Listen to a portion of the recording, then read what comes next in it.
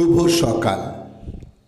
আজ 27শে অগ্রহায়ণ 1431, ইংরাজির 13ই ডিসেম্বর 2024। ভারতীয় বাঙালি রম্য লেখক শিবরাম চক্রবর্তীর আজ জন্মদিন। 13ই ডিসেম্বর 1903 মালদহের চাঁচলের দর্জিপাড়ায় তিনি জন্মগ্রহণ করেন। বিচিত্র জীবন ছিল তাঁর। রাজনীতি করেছেন, জেল খেটেছেন, রাস্তায় কাগজ ফেরি করেছেন, সাংবাদিকতাও করেছেন, আজীবন মেষ জীবনযাপন করেছেন। তাঁর অমর সৃষ্টি হর্ষবর্ধন গোবর্ধনের গল্পে, যা আজও পাঠক মহলে সমানভাবে সমাদৃত। এ কোন সকাল রাতের চেয়েও অন্ধকার, এ কি সূর্য নাকি স্বপনের চিতা, ও কি পাখির কুজন নাকি হাহাকার।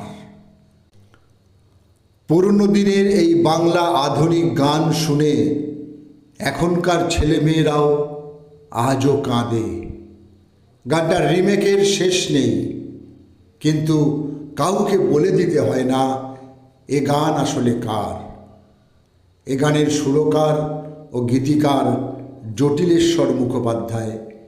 আজ তাঁর জন্মদিন, সময়টা 1934।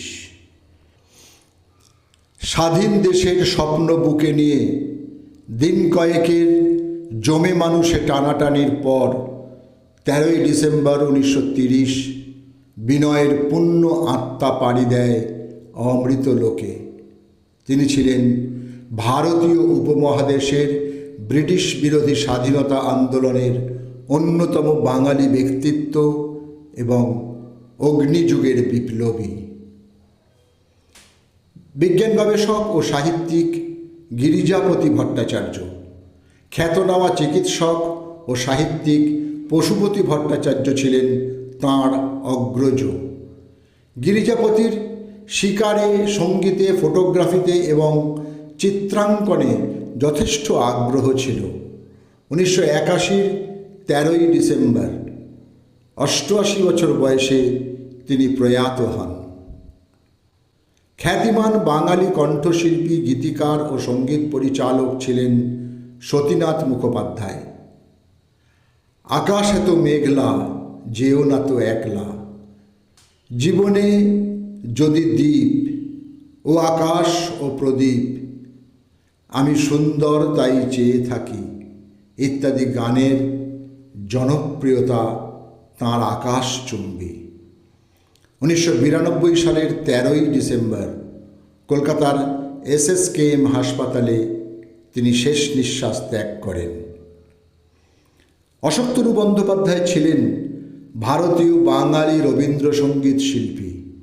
সঙ্গীত শিক্ষক হিসেবে তিনি ছিলেন বিখ্যাত। সঙ্গীত শিল্পী অর্ঘ্য সেন প্রথম জীবনে কিছুদিন তাঁর কাছে তালিম নেন। ব্রাহ্ম পরিবারে সন্তান হওয়ার জন্য তিনি ব্রহ্মসঙ্গীতেও ছিলেন সমান পারদর্শী।